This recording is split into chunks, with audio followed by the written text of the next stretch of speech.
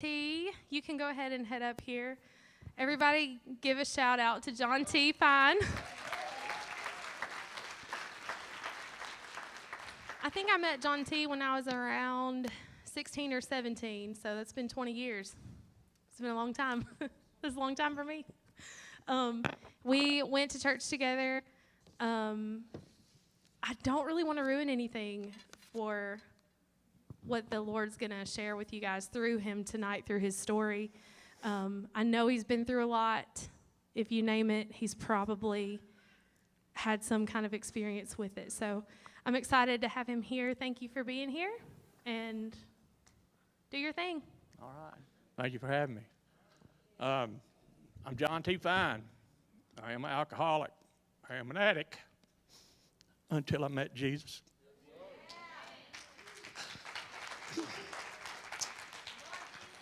When I met Jesus, everything changed.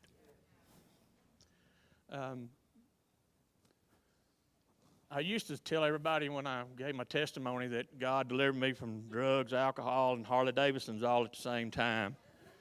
You can see I rode a Gold Wing for a long time in BMWs, and a few years ago I got on another Harley, and I was at a men's discipleship meeting, and I walked in. I was going to serve, and some of my brothers walked up to me, and they was like, "Man, we feel like we need to pray for you." I'm like, "Sure, I always need prayer." And they said, "Well, we think you're backslidden." I'm like, "Really?" I'm like, "Yeah, you're riding a Harley." And so this time on the Harley, it's not necessarily taking me in those places that I don't need to go. I'll tell you a little bit about my childhood. I know we're all here for different reasons. My mom and dad loved me. And I was just the way that I am by choice. I grew up in a neighborhood. Most of the guys in the neighborhood were 4 to 6 years older than me. So by the time I was 12, 13, I was drinking and drugging and had been to jail. And I just did everything they did. Being the youngest one, I always had to fight. And back then they used to tell you big boys don't cry. So I didn't. What I didn't realize was how that was going to change my life. It really made me hard because I had no conscience. And with no conscience, I had no fear. So I regularly told myself I'm the baddest man in the room. And most of my life, I felt like I had to prove that.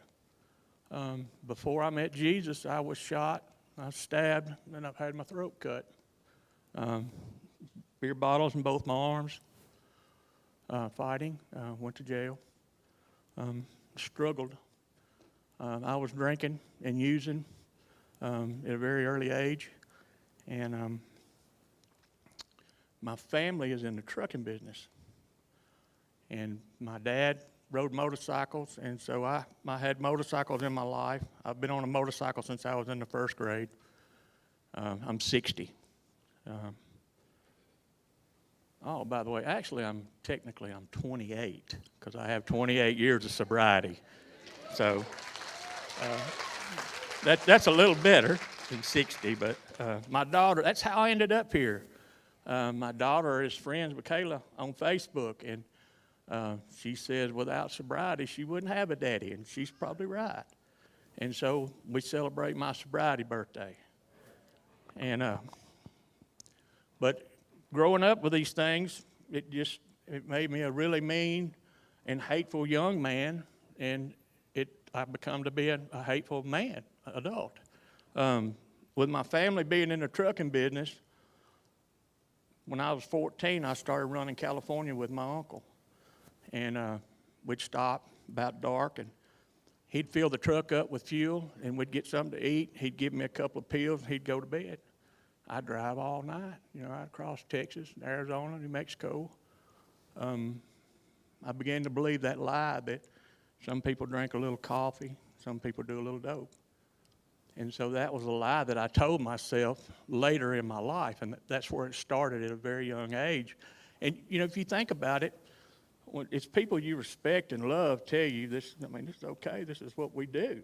This is how we make our living. It is. It is okay. And it's easy to justify it. So that just went right along because, you know, it's, with everything else you do, you got to have something a little stronger. I looked in the bottom of a lot of bottles. I had gram bottles, pill bottles. I like morphine too. I like morphine. They say you can't smell it. I can smell morphine. When they pull the needle out, I can smell it. But this led me down a path of destruction, but I couldn't see it because I thought that I was doing the right thing. I was working. I was making a living. I was doing all the things I needed to do. Well, as I got up in my 20s, I was trucking. I was running California. I was doing a lot of meth. I was selling a lot of meth. And the last 4 years or so that I was using, I was actually in a blackout. Most of the time, I married a girl that I knew when we were young, and she and I had a daughter, and I don't remember any of it. I kind of remember the day my daughter was born, so God did bless me with that memory, so I got to see that happen. That's a pretty marvelous thing to see. That's when you see the miracle of God, you know. And he used her over the years. When I got into my sobriety, it helped a lot to have her around because there was more to me to be there for. Because I had, right off the bat, I had someone offer to, when I got in a lot of trouble and I lost everything. And I was locked up, and my wife slid them papers through the bars. Years later, I found out she did it because she was scared of me. And now, my relationship with her is so different that our daughter has a sister that's 14 years younger than her. And when her little sister was born, I took Christina home, and I'd had her, it was during Thanksgiving. I took Christina home, and so I was kind of standing in the kitchen wanting to see the baby. Well, her new husband come walking in there with the most beautiful little girl I'd ever seen, you know, besides mine. And he stuck her out, and he said, "Emma, I want you to meet your Uncle John." And that little girl has called me her uncle. But that's how much difference Christ made in my life, that my ex-wife and her new husband would think that much of me to include me in their family. And it made things go so much better with my daughter, because for a long time she couldn't understand, well, why don't I get to go with Uncle John on the weekends? You know, we had a Great Dane. He went 185 pounds. He'd go stand by the car. He thought he was supposed to go every time I picked my little girl up. And so he went. But after meeting Jesus, and, you know, I had to do something when I was locked up. I lost my license. They took my health card. So I couldn't drive a truck at all. I really couldn't do anything. And so I started going to when I got out, I started going to the meetings, and, you know, I was trying to do everything they told me to do. And I don't know how many of y'all have been in AA, but I was so messed up. They told me that they were going to make my life manageable. I thought that meant they was going to show me how to use and not get in trouble. I was in for a big surprise. That wasn't what it was about at all. And there was actually a guy in there that sat over by the coffee pot. And when they would call on him, he would, you know, always had a good answer. His name was Bill, and heck, I thought he was Bill from the Big Book. I didn't know. I thought he was the same guy, but God used that. And I got a really good sponsor. I had a couple of sponsors in the beginning, then when I got my step sponsor, he told me. So I didn't know anything about y'all, and she asked me to come, so I went to, and man, I like what y'all got. Y'all got some Jesus going on in this thing. And so he told me, he said, look, he said, your higher power can't be a chair because you're too angry. You'll be hitting somebody with Jesus if he's a chair. And I'm like, okay. And he told me, he says, the easiest way for us to start this is for me to tell you that you're like a donut when you took the drugs and the alcohol out. You have to put something in there. If you don't, whatever got you here is going to go back in there. For me, it was using. For you, it may be something else. All of our problems are different, but the solution is the same. We have the opportunity to give whatever's on you. You can give it to Jesus. And that's why we're here. And he'll take it, just like what he took what was wrong with me. He'll take what happened to you. And, you know, some of us are here because of what someone did to us. I'm here because of what I did to myself. And I went through the process of doing my steps, and I found out that there was a lot that I had missed out on in my life. There was a lot of things that I had no idea about. They talked about Jesus in there and what he could do for me. And one of the things that I have never forgotten, and I'll probably mention this again, is that he talked about how he left the 99 for one. You might be that one. I know I was.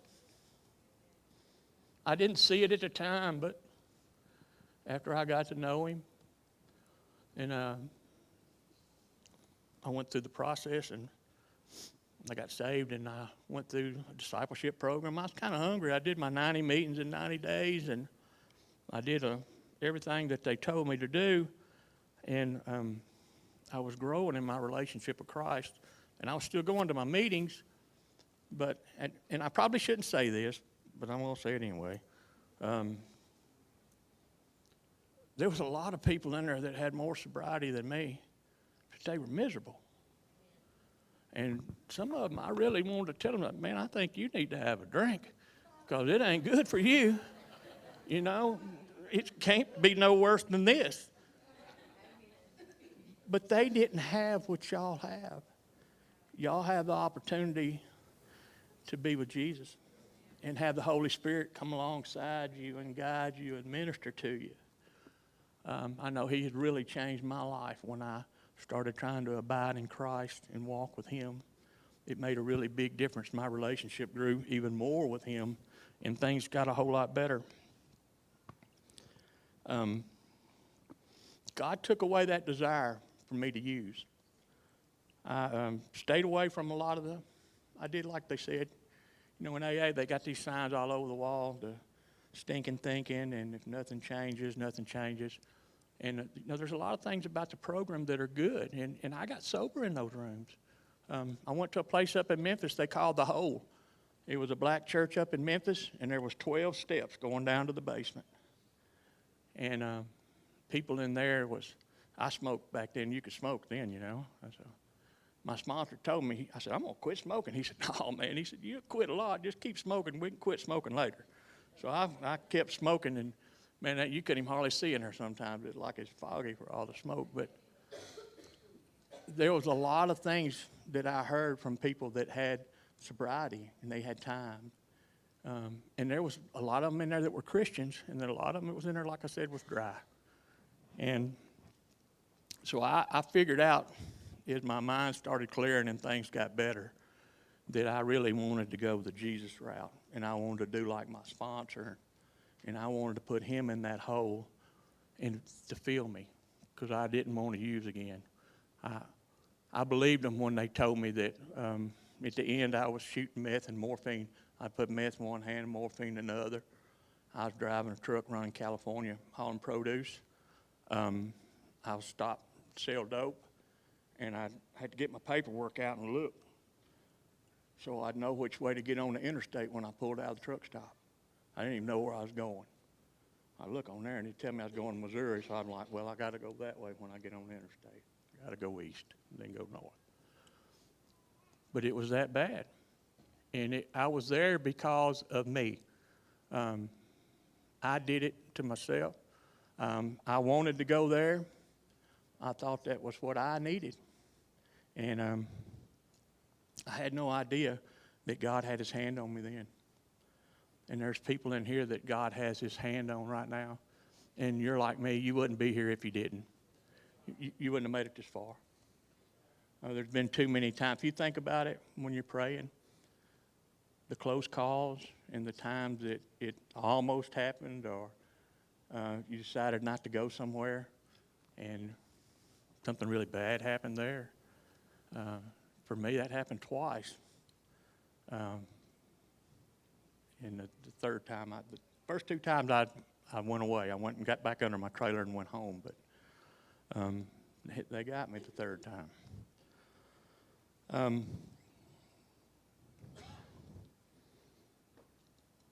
The journey that I've had was kind of a struggle because I knew the right thing to do, but I had so many friends that were still using that I loved. And my sponsor told me, he said, you can't change them. And I thought I could, I started driving again. I'd go to the saloon. There's a place over in Memphis where a lot of truck drivers and people hung out. And I always liked to go in there and hang out because there was usually a fight in there about 5 o'clock every morning. Well, what I found out later is I'm the reason there was a fight in there about 5 o'clock every morning because I started it. I thought I just got there just in time, And my friend asked me one day, we were supposed to go fishing, and I didn't show up. And he was someone that I had grown up with and did acid with, and so he wasn't right anyway. But he told me, he said, if you was out riding around with Jesus in your pickup, would you take Jesus to the saloon? I'm like, no, I wouldn't do that. He said, when you ask him to come in you take him everywhere you go. And you may not realize it, but you're taking him into the saloon.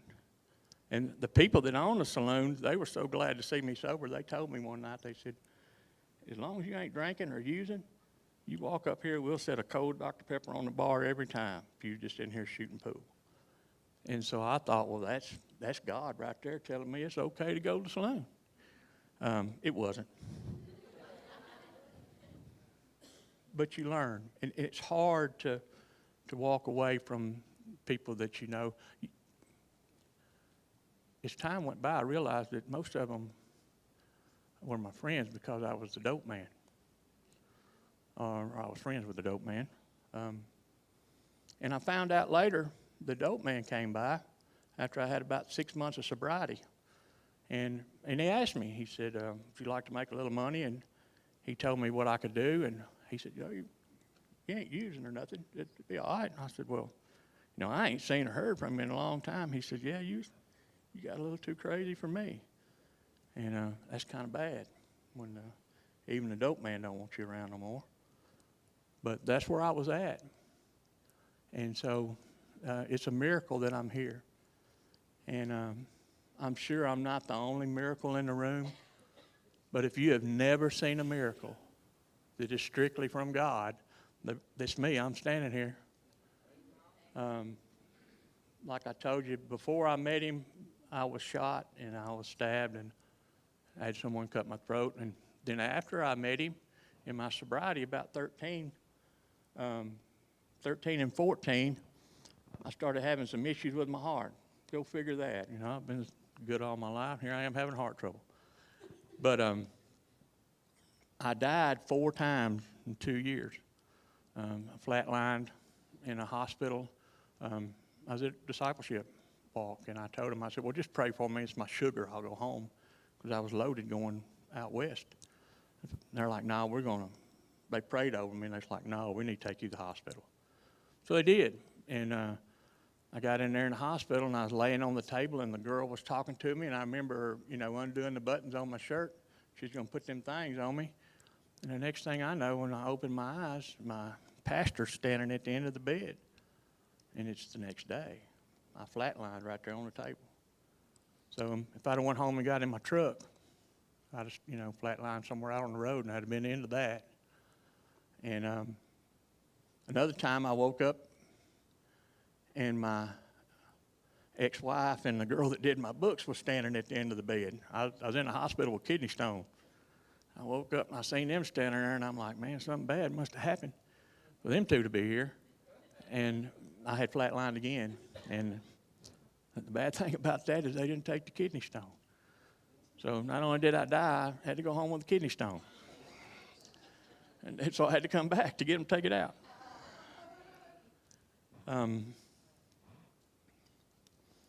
We have to remember that in our walk with Christ, for me, it's about being humble, because I was always so mean, or at least I thought I was so mean. And from the time I was probably about 13 until I was 32 years old, I didn't cry. And now it happens all the time. I was crying back there, and I was crying back there, and I was crying a while ago when I got up here. But, you know, God has humbled me. And I know that it's the love of Christ is the only reason I'm here today to share. And that's the only reason that I can tell you about him and what he is willing to do for you. But you have to be willing. This is not a one-way street. As much as I would like for it to have happened, Christ is never going to come down and put a bridle in my mouth and lead me around like a horse. I need that. Sometimes I know. I mean, I prayed about stuff and get up and still do the wrong thing. So we don't ever, I personally don't think that you get better because of recovery. But as long as I'm in this body, that sin is there. And so I'm not going to graduate from that. And that's another reason I need him while I'm here. So I can be more like him. And I'm trying to be more like Christ. It's never easy, even when you get a little bit of sobriety. And I've got a few days now. In the beginning, you know, they told me one day at a time. I'm going to be honest with you. There was a lot of days it was 15 minutes at a time. I had to stop and start my day. He's like, well, if this starts happening, you need to stop and start your day over. And I'm thinking, I ain't got this much day, you know. I'm trying to drive a truck and make a living. I keep having to pull over and start my day over. But in time, it worked out. And as my relationship grew with Christ, it got better and better. And that desire, I know that having abuse problems and other problems, there's not a desire for that. But when you're drinking and using, there is that desire. And I can't tell you, I mean, there was days I got up, I could taste the meth and hadn't used for years. But one day, I was thinking and I was praying. It was in the afternoon. I forgot to pray that morning. I was running late and I got up and left. And I was praying, and it's like God said, you ain't thought about it today, have you? And I'm like, well, no, not till now. And he had taken that desire away. So the things that are haunting you and you think they're never going to go away, it's just time with Christ. He needs to heal you, and you need to be strong enough that when he takes it, it's gone. There's no reason or any sense behind giving something up if you're just going to take it back. And he knows that. We have to remember that, you know, it tells us that he knew us before we were in our mother's womb. He knew her before she was in her mother's womb. So he knows who you are, and he knows what's going to happen. So that's who we need to be talking to and giving these things to. It's real easy to blame someone else. And for a lot of the reasons that people are in this meeting, it was someone else.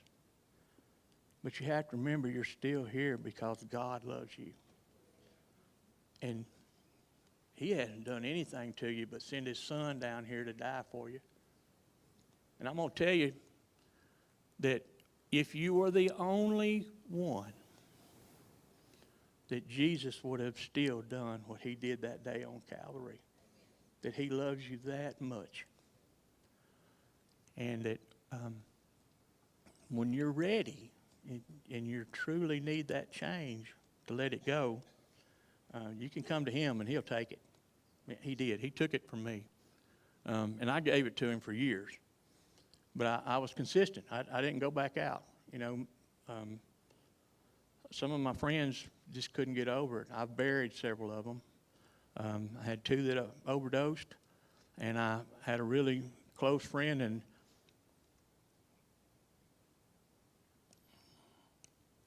I'm the first one that ever did meth with him. And he ended up, it got so bad he just couldn't live. He hung himself in a mini storage. Some of us don't get past it. But it's because we don't go looking for the source. We don't go looking for the one that has all of the answers. We don't go looking to the one that can take anything away because he made everything. We're the ones that made it bad. All that stuff was made for good at one point. And we're the ones that put the other two chemicals in there and made it bad, not him. But he still wants to take that, and he'll take anything that you're willing to let him have.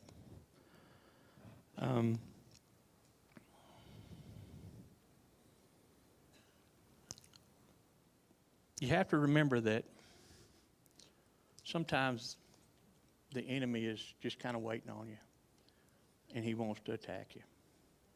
I haven't given my testimony in quite a few years, and boy, I've been under attack. Everything was fine until she gave me a day. And that week, my boss told me that I haul for a dedicated service, July 31st, they're gone. And then other little things happened. I really wanted to ride my motorcycle over, and it's down there. They didn't get all the parts. So it's probably a good thing, because I'd have done a burnout in y'all's parking lot and left a bad black mark. I'm old, but I still like to ride wheelies and do burnouts. What can I say?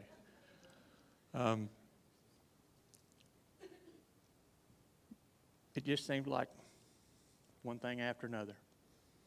But you know what? I kept praying, and I'm here. And I'm going to throw an AA thing at you. I'm glad to see you're here, and I hope you keep coming back. And thank y'all for giving me the opportunity to share. And y'all have a good day.